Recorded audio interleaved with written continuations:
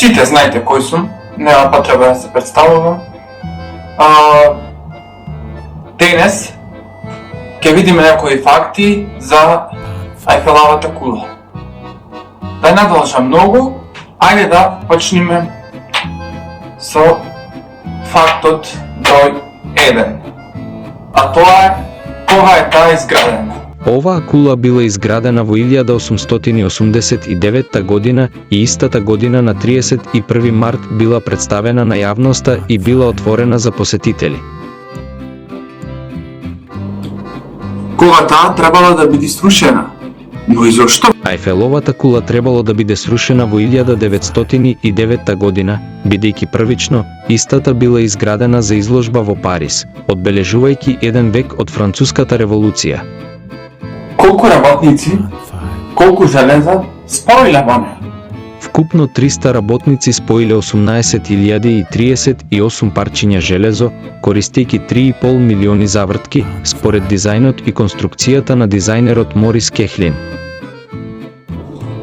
А зошто пак за време на Втората светска војна биле пресечени жиците од лифтовите? За време на Втората светска војна, кога Хитлер го посетил Париз, французите ја прекинале струјата и ги пресекле жиците за лифтот за тој да мора да се качува по скали до врвот во случај да сака да ја посети.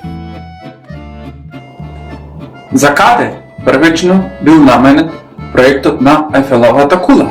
Проектот на изградба на Ајфеловата кула првично бил наменет за во Барселона, но бил одбиен.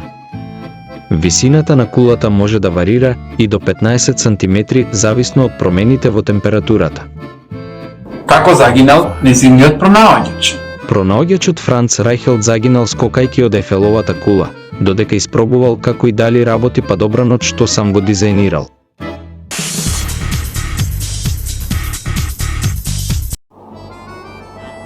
Со колку светла таа е осветлена, колку скали треба да се искачат за да се стигне до врвот и колку тежи бојата со која што таа е обоена.